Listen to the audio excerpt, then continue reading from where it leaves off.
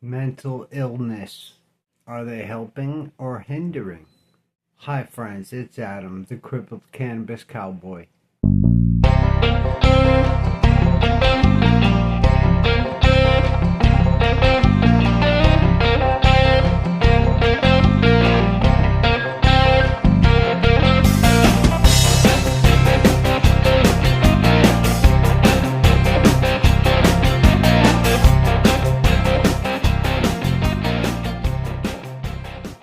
Thanks for watching my video on mental illness and being confused and mental health.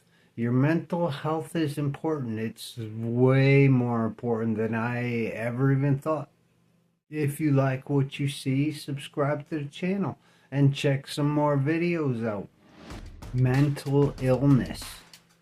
As time goes on and the more I think about how I was in the past, I can see all these different mental illness things that I've been suffering from. And I've had mental illnesses for quite a long time. Pretty much as far back as I can remember, it was present.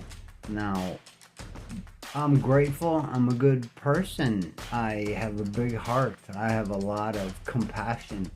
Now, not everyone is like that, so I can see where mental illness can make you dangerous. It really rips you down to your soul or your spirit or whatever it is. It's almost like you put on a suit of armor to prevent yourself from getting more sick on mental illness. You think that you're right and you think that nothing can happen to you and mental illness is not you and your brain works great. I didn't know, but I suffered really bad from a lot of those. It looks like a lot of us are suffering from some kind of mental illness. I think like everyone is, with everything going on and all these different kind of like perceptions of what reality really is. It's gotten really mixed up, and one thing I noticed is that when these weird things are enforced, maybe not enforced or like allowed, it makes you grow up really fucked up in the head, man. It's very challenging to forgive myself because of these mental health issues that I was having, and so forgiveness is a huge part of it. Forgiving myself was super challenging. I can't even say I've forgiven myself completely. There are still a lot of things that I have big problems with. So if I'm feeling that way, I know other people are feeling that way too. And like I said, that can get dangerous. Now that multiple sclerosis has severely messed me up, it's kind of come down to just my mental health. If I want to see my way out of this, I have to improve my problems with my mental health. And that's a lot easier said than done. I have a huge problem with trying to find ways to fix it. It's weird, like I'll sit there and I'll think of something that happened way back in the day when I was a kid. But like I said, something bad happened and I was never prepared. I would never allowed myself to be prepared. And it manifested into a lot of ugly things. If you think you're suffering from mental illness, that makes sense. You know, there's a lot of crazy stuff going on in the world today. I've never seen things so polarized. I mean, people don't even know if they're male or female anymore. They're making up words.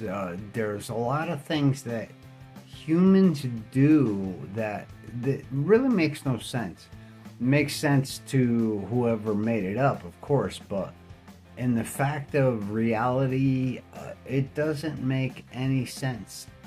There are several things that you can do now if you're suffering from mental illness problems or mental health problems. I noticed there's a couple avenues that one can take. I guess there's the thoughts that it's kind of like, oh, this is okay, everything's gonna be fine. But then there's the other avenue, which is, I guess, the avenue of truth. And I've noticed that what I have learned to be true for myself isn't necessarily true, and actually it's not true in most of the other brains. It's when you look at yourself and you realize what your potential could be, the things that you could do. Maybe it helps, maybe it doesn't. Look into it if you can. Go into some therapies if you can. I recommend surrounding yourself with loving, supportive people. I have a lot of friends that have kind of come out of the woodwork. That was tough in itself because a lot of the friends that I thought were going to be there, they're not. Actually, it wasn't until all these other people kind of started coming out of the woodwork for me when I got ill, is when I noticed that, yeah, it's not like I thought. So surround yourself with those loving, supportive people. Get rid of the ones that aren't. I have this thing that I say now: do they help or do they hinder? Does it help? Does it hinder?